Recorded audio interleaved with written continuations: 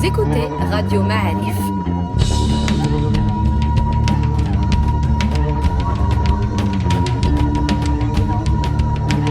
Le podcast Histoire.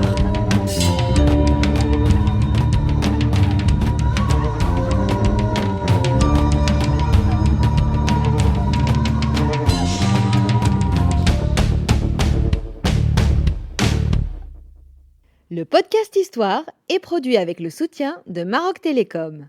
Bienvenue à tous dans la suite de ce podcast Histoire consacré à l'Afrique du Nord pré-islamique, l'Afrique du Nord chrétienne même. Dans la première partie que je vous invite à écouter, si vous ne l'avez pas encore fait, le professeur Oulhaj, qui est toujours avec nous, nous a raconté les racines du mouvement, du donatisme, à la fois mouvement religieux avec une couleur un peu sociale, un peu politique.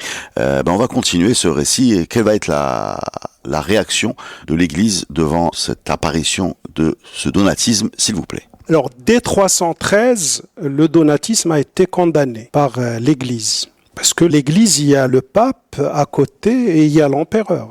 Et il y avait le centre de l'Église chrétienne, c'est Rome, le pape. Redites-nous à quelle année l'Empire romain est devenu chrétien ? C'est en 325-26. 326. Le concile de Nicée, c'est autour de cette date-là. Et le premier empereur romain chrétien s'appelle ? Constantin.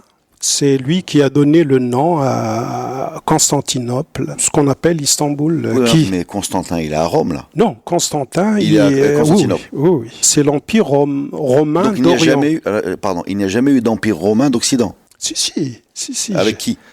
Ils étaient nombreux. C'est Octave Auguste, voilà. César, etc. Chrétien. César n'est pas chrétien. Ah non. Voilà. Donc il n'y a jamais eu d'empire romain d'Occident chrétien. Romain d'Occident chrétien, c'est ça. L'Empire romain d'Occident s'est effondré en 486. Voilà. Donc il était chrétien. Il était chrétien, mais sa capitale était à Constantinople. C'est ça ma question. C'est-à-dire que pour moi, je résume, parce que c'est pas facile. On a un empire romain d'Occident, celui qui a pour capitale Rome, qui est mené. Voilà. Celui-là, il va s'effondrer en 486. D'accord. Celui-là va avoir des formes politiques différentes. L'Empire d'Orient est né avant l'effondrement de l'Empire. Donc il y a eu un moment deux empires. Voilà. D'Orient et d'Occident. Absolument. Avec un empire d'Orient chrétien. Ils deviennent chrétiens tous les deux. Et ma question est, pendant ce temps-là, celui d'Occident, il est quoi ?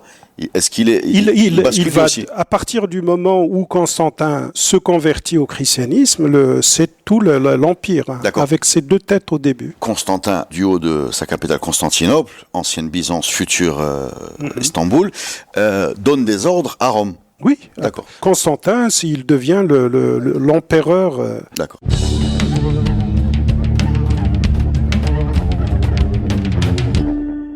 Alors, il y a eu condamnation du donatisme dès 313 par l'Église. Et donc, il y a eu débat au sein du donatisme. Parce que, je m'excuse, parce que c'est compliqué pour les novices, dont je fais partie.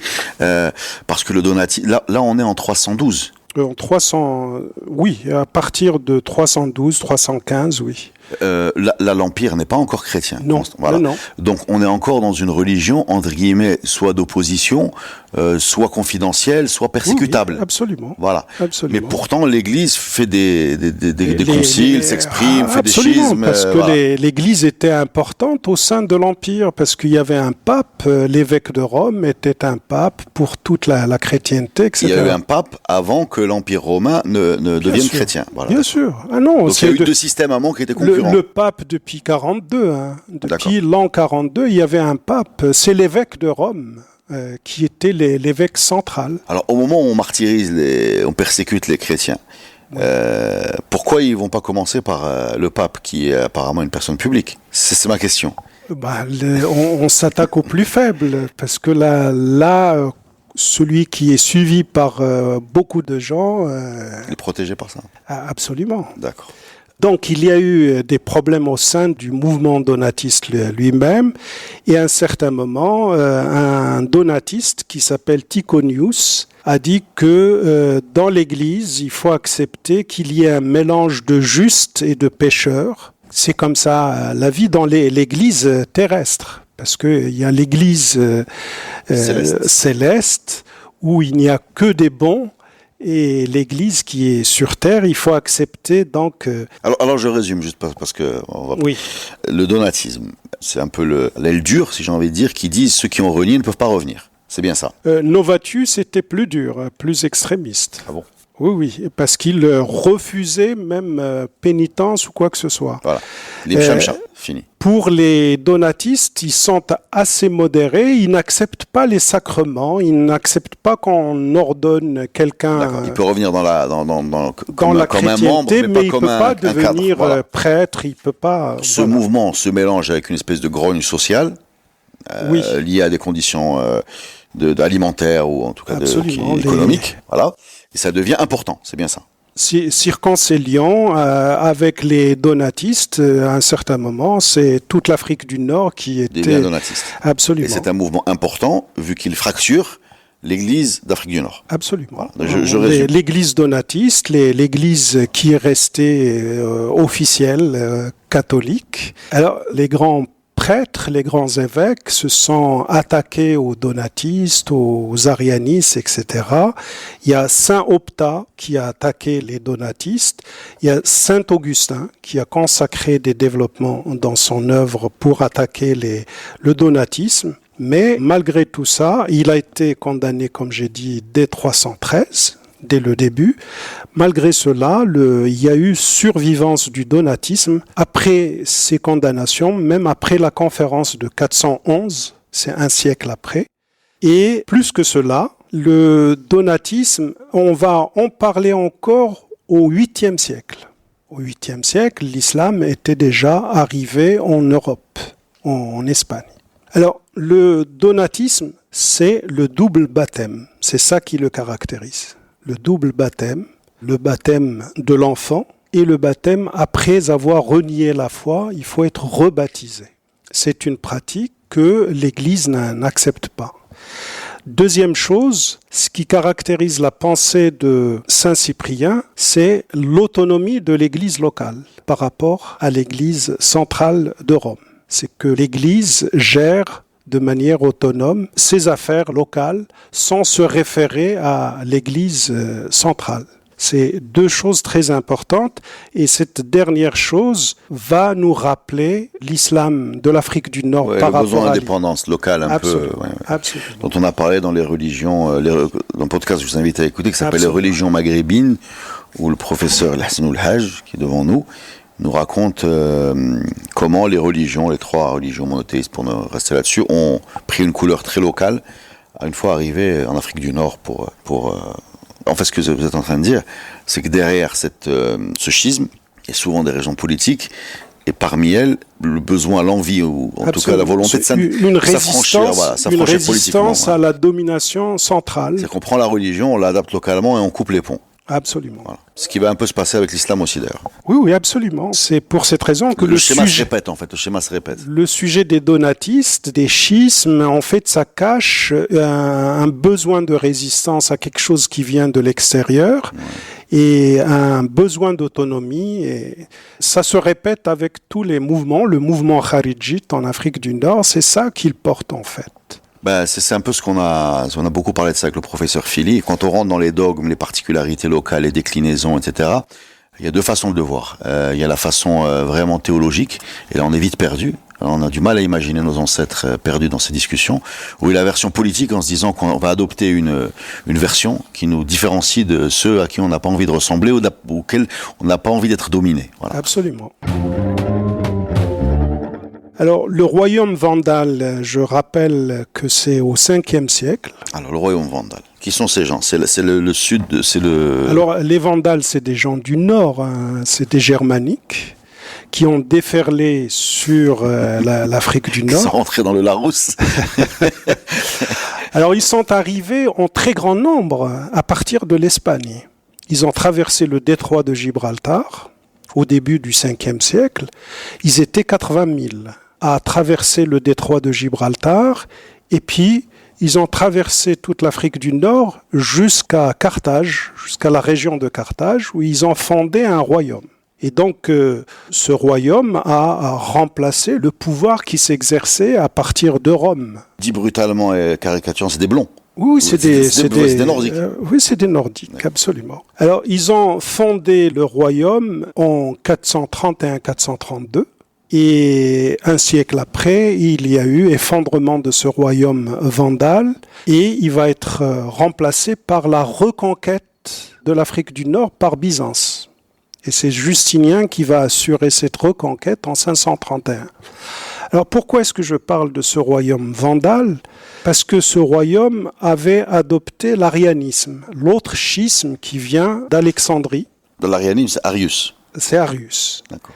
Alors, Arius est né en Cyrénaïque, en Libye actuelle, en 256. Et il est mort à Constantinople en 336. Il était diacre à Alexandrie. Diacre, ça veut dire quoi? Ça veut dire prêtre? Dans la hiérarchie, c'est un grade dans l'église chrétienne. C'est moins qu'évêque, bien sûr. Alors, il y a eu une querelle au sujet de la Trinité. Les trois personnes qui forment Dieu, le Père, le Fils et le Saint-Esprit, ça c'est la Trinité. Et la place de Jésus par rapport à Dieu, qui est discutée dans le christianisme du début, bien entendu. Et Arius, au IVe siècle, est adepte d'une doctrine qui est résumée par le chapitre du Coran « Qul huwallahu ahad ». C'est exactement ça, la doctrine d'Arius. Il dit que Dieu n'est pas engendré. Absolument. Et il dit que Jésus-Christ n'est pas le Fils de Dieu. Mais Jésus-Christ est parfait. Jésus-Christ, c'est le Logos de Dieu. Et le Coran le dit. Kalimullah, wa ruhullah, wa ruhuhu. C'est exactement Qul huwallahu ahad qui constitue la doctrine d'Arius. Dieu est unique, il n'est pas engendré. Il n'engendre pas. En dehors de lui, tout est créé ex nihilo. En dehors de lui, tout est créé donc par lui. Et le Logos, c'est un intermédiaire entre Dieu et le monde. Et Dieu inspire le Logos, c'est le Christ. Mais le Christ est le Fils de l'homme et une créature naturelle et donc mortelle que Dieu a pris sous son aile. Et le Logos est faillible par sa nature, mais sa droiture morale l'a gardé de toute chute. Donc Dieu est supérieur au Christ et le Christ est supérieur à l'homme. Voilà la doctrine d'Arius. Donc, qui va être combattu plus tard par Saint-Augustin. Par la suite, mais le combat était tranché dès 325 à Nicée, le concile de Nicée, où l'Église... C'est où Nicée, pardon? C'est au sud d'Istanbul. C'est en Turquie d'aujourd'hui. D'accord. C'est au sud, pas très loin d'Istanbul. Il y a eu un concile en 325-326 où il y a eu justement Arius et l'évêque d'Alexandrie, Athanase, je crois, et l'Église a pris parti d'Athanase contre Arius, et donc l'arianisme a été condamné en 325-326. Non, mais il y avait des débats, c'est-à-dire Arius est parti défendre sa cause. Absolument. Ils ont parlé, ça a été noté, ils ont tranché. Oui, absolument. Et on a brûlé ses livres, etc. C'est ce qu'on faisait quand on n'avait pas de smartphone. Il y avait beaucoup de temps. Alors, des grandes soirées. Arius a repris un certain nombre d'éléments qui ont été développés par un philosophe romain qui s'appelait Cels, qui avait écrit un pamphlet contre les chrétiens. Le titre du pamphlet, c'est « Contre les chrétiens ». Il a écrit en 178 et les idées que développe Cels, il ridiculise un peu la pensée chrétienne sur Jésus-Christ, justement, fils de Dieu, etc. Il ridiculise un peu ça. Et Arius a pris l'essentiel de l'argumentation de Cels. Alors, il y a eu en Afrique du Nord, tout de même, porosité des orientations religieuses entre les catholiques et les ariens, dans le royaume vandale. Les Ariens adoptent le rebaptême qui est antérieur à Arius et antérieur aux donatistes. Il faut remonter à Saint-Cyprien, au IIe siècle. Le rebaptême, c'est quelque chose qui est commun aux deux.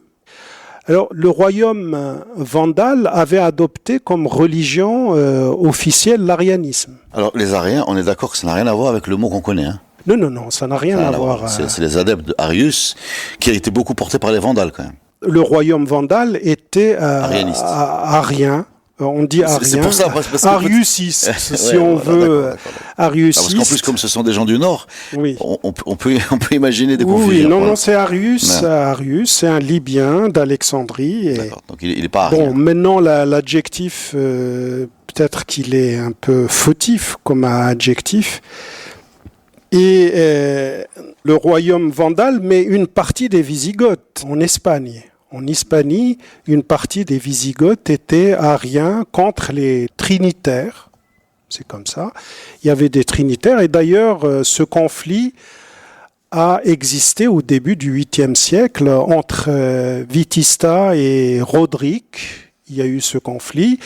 Et le comte de Sbta, qui était, semble-t-il, lui aussi arien, adepte d'Arius. Ouais. Le fameux Julien ou Julien, je ne sais pas très bien comment il faut l'appeler. Voilà. Oui, c'est Julien ou Julien qui était arien et donc proche des Juifs et proche des musulmans. Parce que les Juifs et les musulmans ne disent pas autre chose que ce que dit Arius. Et j'ai dit que c'est Qul huwallahu ahad, Allahu samad, c'est exactement ça, la pensée d'Arius.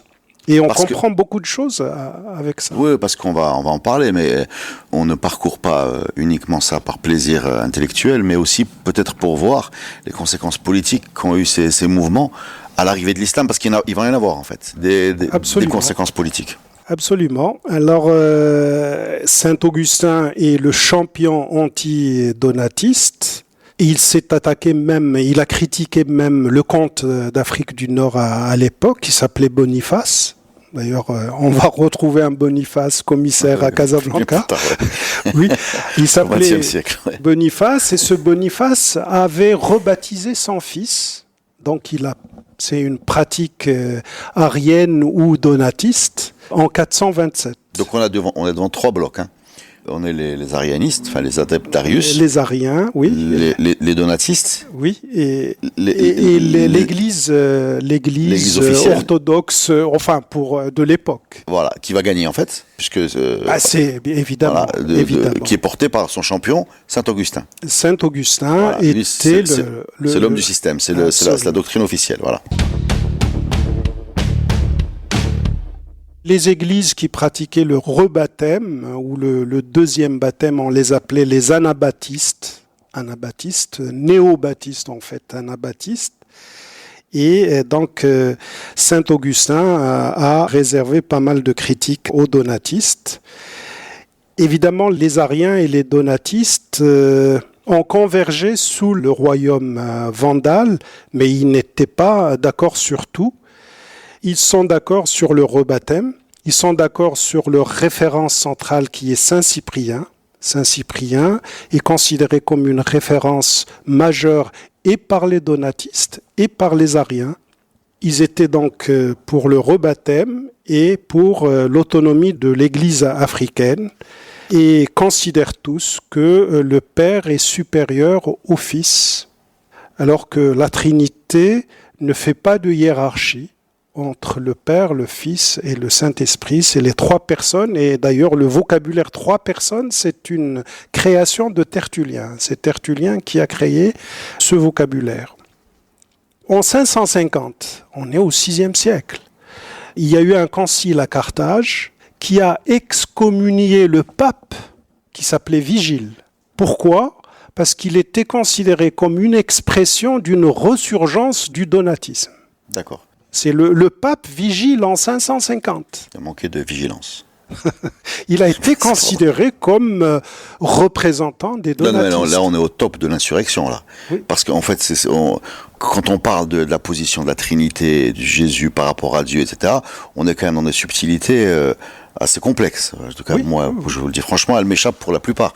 Mais il y a aussi, il faut le rappeler, c'est pour ça que je le fais, un besoin à chaque fois politique d'indépendance ou des conflits parfois de ressources qui viennent très souvent se peindre prendre des drapeaux théologiques pour venir justifier des choses beaucoup plus complexes. C'est-à-dire, c'est pas sur le statut de Jésus que les gens se sont écharpés. C'est parfois sur des choses différentes qui viennent se présenter sous cette forme parce qu'elle est acceptable. Absolument. En tout cas, ce qu'on avait très souvent dans les versions de l'islam, où il y avait derrière des querelles théologiques des problèmes de ressources, les Almoravides et les Almohades, par exemple des histoires de ressources, de machin qu'on va... Le pape Grégoire II a adressé une lettre au clergé le 1er décembre 722.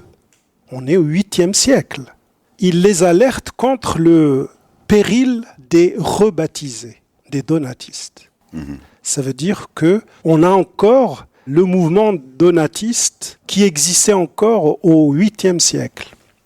On sait que beaucoup de donatistes ont fui l'Afrique du Nord. D'abord, ils ont fui vers la Mauritanie, vers le Maroc. Et ensuite, ils sont partis vers l'Espagne, les donatistes, et vers la Gaule. Et on a signalé la présence de l'église donatiste en Gaule et en Espagne, longtemps après sa condamnation du 5e siècle. Donc c'est une hérésie officielle, comme va être plus tard déclarée hérésie, par exemple, les protestants, oui. Voilà, qui vont donner lieu à des persécutions. Donc, quand une nouvelle religion naît, l'ancienne la considère comme une hérésie par rapport à elle. D'accord. Donc ces gens-là vont être persécutés, les donatistes, puisqu'ils doivent fuir. On est en train de dire qu'ils doivent fuir. Il devait y avoir nécessairement des moments de persécution, des moments de tolérance, etc. Et des fois, des compromis qui sont trouvés par les donatistes, comme le donatiste dont j'ai parlé, qui a dit que dans l'Église terrestre, il faut accepter qu'il y ait des justes et des pécheurs. On a trouvé des tombes de royaumes dans la région de Tahert, de Tiert, à l'ouest de l'Algérie d'aujourd'hui, à l'est du Maroc, au sud de Tlemcen, vers le sud. On a trouvé des tombes à l'époque du donatisme, où était fort le donatisme, au VIe siècle et au VIIe, au tout début du VIIe. Et je rappelle que le royaume ibadite des Rostomides a été créé au 8e siècle, précisément à Tahert, à Tiert. Et que le kharidjisme, en fait, il exprime un particularisme dans l'islam et un besoin d'autonomie par rapport aux Omeyyades et aux Abbassides. Et que le kharidjisme peut être considéré à plus d'un titre comme une sorte de donatisme au sein de l'islam. Et puis, le kharidjisme, il insiste sur la droiture morale du chef. C'est ça le critère pour désigner le chef. Ce qui revient au refus de ceux qui ont péché, ceux qui ont renié la foi. Ouais, de ceux qui reviennent. Ouais.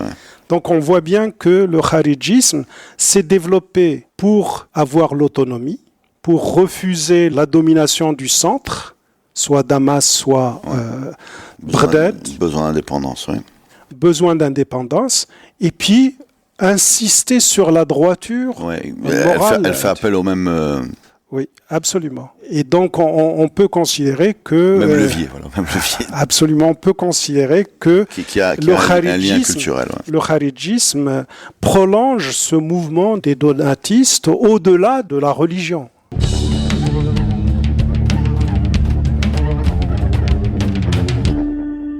Je voulais revenir à un point qui me semble important. C'est l'installation de ce qu'on appelle les Phéniciens, peut-être à tort, à Carthage, et la fondation de Carthage, et la diffusion de la langue phénicienne, punique, néo-punique, etc. C'est une langue très proche de l'hébreu. On peut même considérer que c'est une variante de l'hébreu, ce qui explique le succès des colonies juives en Afrique du Nord. Elles sont dans leur monde, leur milieu, elles ne sont pas à l'extérieur. Et je veux rappeler qu'à l'époque de Saint Augustin, pour trouver des explications, des significations de mots dans la Torah, on faisait appel aux paysans africains qui, à partir de leur langue, donnaient l'explication des mots de l'ancien hébreu. Et qu'il y a une une proximité entre le berbère et l'hébreu qui est très importante et qui explique un peu le succès de ces colonies juives et qui explique... Ou qui est une conséquence du succès des colonies juives. Hein? Enfin, qu'il explique ou qu'il le suit. En fait, on peut mettre la causalité comme on veut, en fait, non? En tout cas, l'hébreu juif, se sent dans son milieu en Afrique du Nord.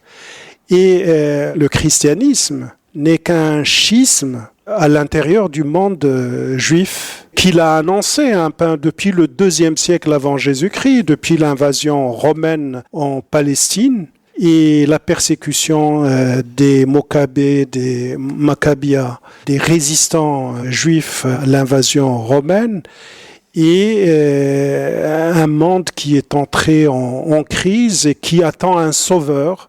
Et donc Jésus-Christ, il s'appelle le Christ, il s'appelle le Messie, le Messie en arabe, Messie en hébreu, c'est-à-dire le sauveur du peuple juif qui était en crise à cause de la domination romaine. Et Rome, il faut parler du monde grec et de la pensée grecque. Parce que Rome qui envahit la Palestine, c'est Rome de langue grecque. Et d'ailleurs, les Juifs ont un rapport avec l'Afrique du Nord qui est très ancien. Le rabbin Akiba a visité l'Afrique, et puis il y a plusieurs rabbins de renom qu'on appelle rabbins de Carthage. Ishaq de Carthage, Hanan de Carthage, Abba de Carthage, etc.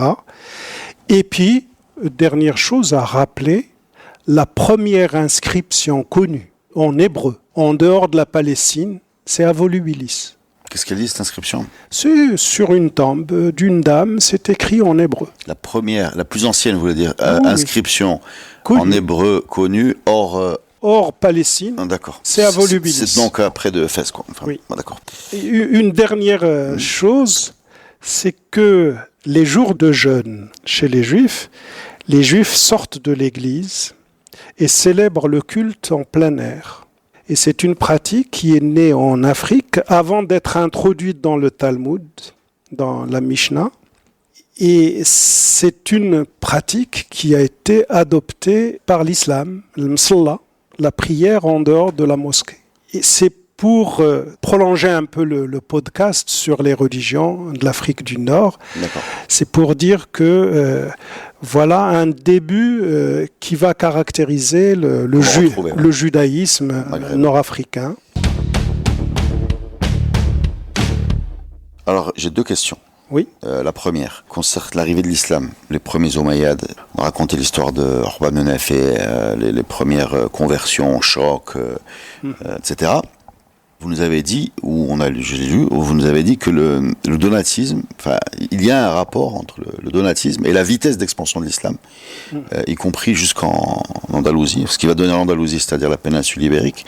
Comment ça s'articule? Quel est le rapport? La doctrine est pratiquement la même.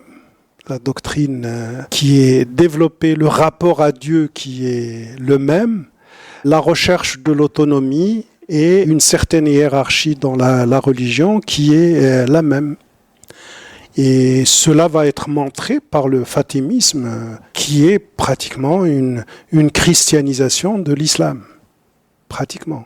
On va retrouver la Trinité avec Fatima et Ali, et on va retrouver la Trinité et l'anniversaire du prophète qui va être inventé. On va reproduire la même religion ancienne dans l'islam.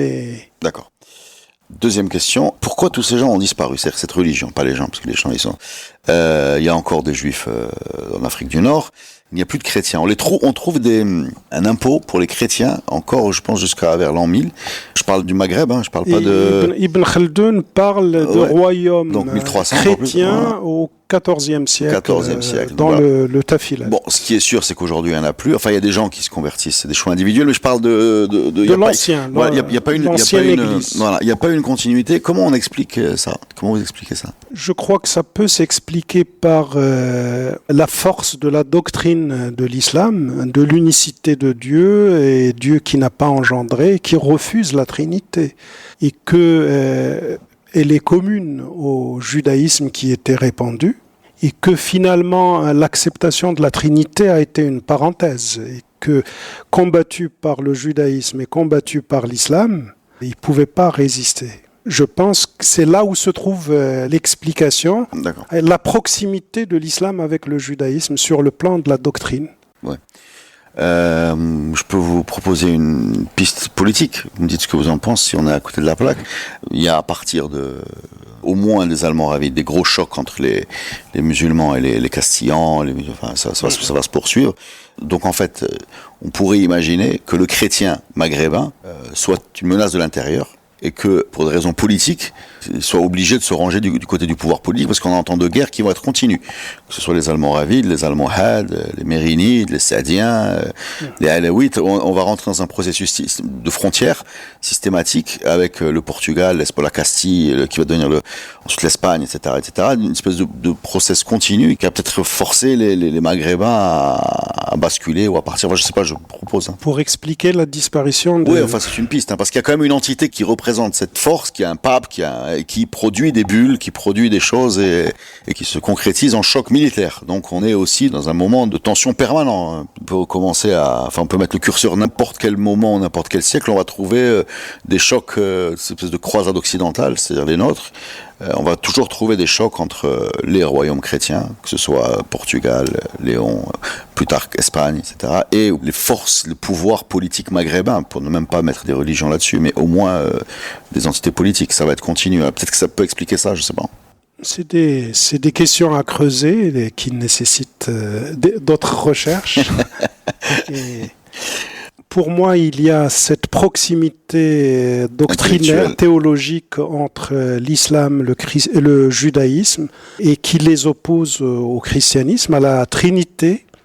Si Arius l'avait emporté dans l'Église, alors le christianisme aurait pu résister et rester jusqu'à aujourd'hui. Mais Arius, condamné, battu, et ses ouvrages brûlés et tout, là, il y a le judaïsme qui était déjà là, arrive l'islam qui est un allié sur le plan théologique du judaïsme. Il n'y avait plus de place pour le christianisme, pour la Trinité. Pour un monde chrétien qui a opté pour la Trinité. Absolument. Je pense que c'est... On a beaucoup parlé. Et puis il y a un facteur aussi linguistique. La chrétienté a été latinisée par l'Afrique du Nord et l'a éloignée des langues qui sont pratiquées, alors que l'hébreu, l'arabe et le berbère, il y a une certaine proximité. Merci beaucoup, professeur. C'était un plaisir et c'était très instructif. C'est partagé. Merci à vous.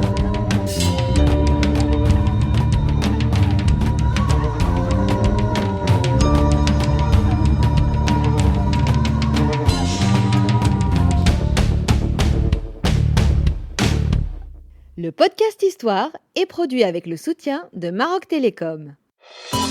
Maroc Télécom, un monde nouveau vous appelle.